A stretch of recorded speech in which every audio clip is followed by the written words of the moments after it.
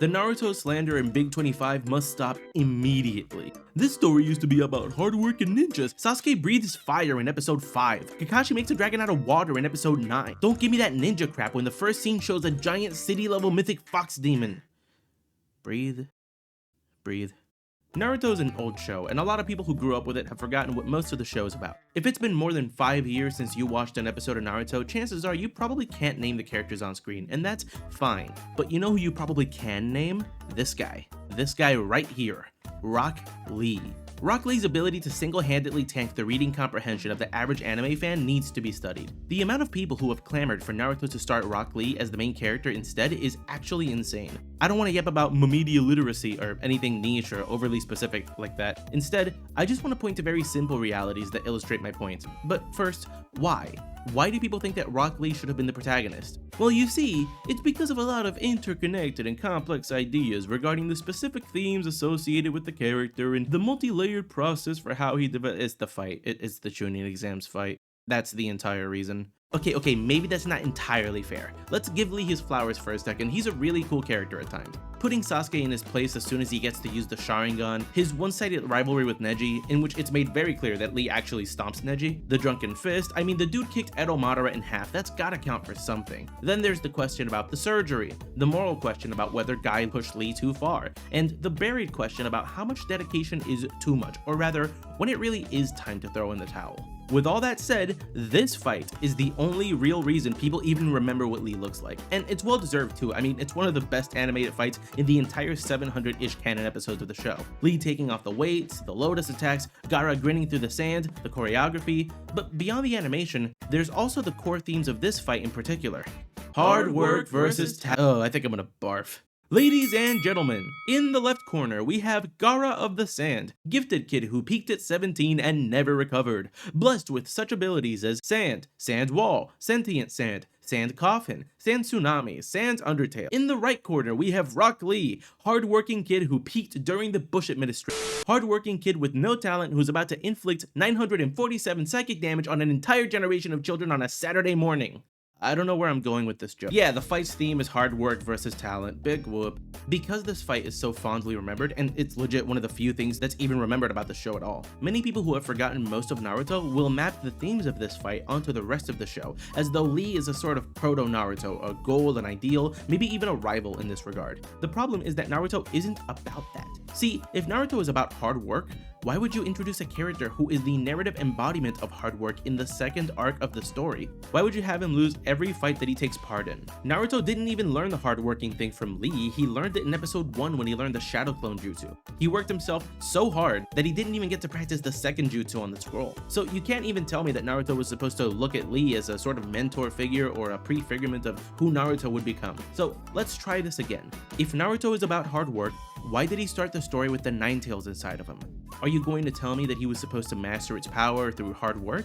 Because that's exactly what he does. It takes him years of training and mastering different techniques, befriending multiple allies, surviving multiple do-or-die battles, and a handful of devastating losses before he finally gets to the point where he's not only trusted to even attempt to master the Nine Tails power, but to get to the point where he can actually successfully tame it even just a little bit. But that's not at all to discount Naruto's innate talent, of which he actually has quite a lot. He has a boatload of chakra from the get-go, he has a seemingly endless supply of stamina, he has high adaptability which makes him a versatile asset on any team, he has above average battle IQ, and he has a seemingly instinctive grasp of how to make the most of the multi-shadow clone jutsu, as evidenced by the fact that he took out a Chunin level threat in episode 1, despite having just learned it and this having been his first ever fight using it. Naruto wasn't granted power on a silver platter, but he also didn't have to create it all from scratch either.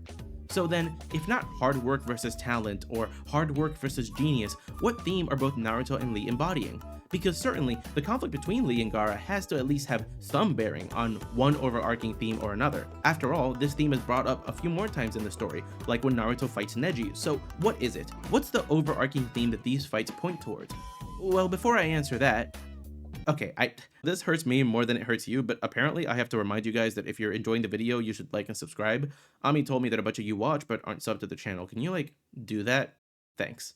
Okay, back to it. The broader theme that the story actually means to present isn't hard work versus talent, but rather overcoming adversity. Even more specifically, the theme of Naruto can be understood to be that an iron will is bound to overcome adversity. Just like many of us, Naruto was born with several advantages and disadvantages that balanced each other out. Lee is a special case where, in everything except ninjutsu, he seems to have a perfect life. He had a better sensei than Naruto as far as teaching goes, he had both of his parents, and he had a clearer vision for specialization unlike Naruto, whose abilities are so diverse that it became a challenge for him to come up with any comprehensive moveset. Let's get into that actually. I mean, look at what Lee does versus what Naruto does. Lee uses punches, kicks, grabs, chops, and kunai. That's all physical bodily attack moves alongside one mostly irrelevant projectile. Naruto had to somehow incorporate into a usable skill set clones of himself, a close-range spinning ball attack that he couldn't even perform without a clone by the way, a self-damaging close-range cutting attack, a power-up that requires you to stand still in order to activate it, non-physical martial art, a costly cutting attack, frog summons, what? Frog summons, a bomb, multiple arms, shape-shifting energy balls, and a chakra mech.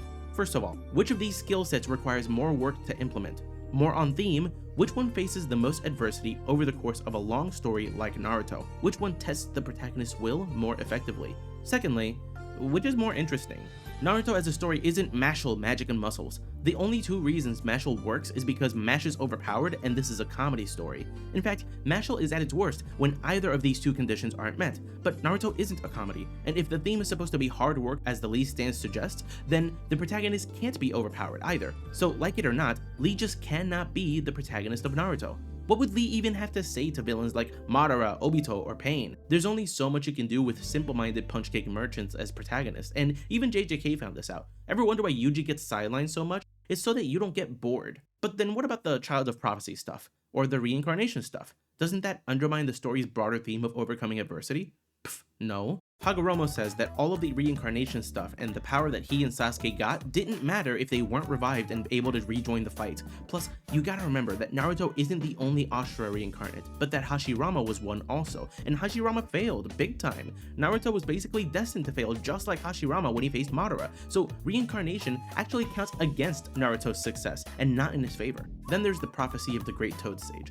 The Child of Prophecy could have been Nagato just as much as it could have been Naruto. That's the first thing.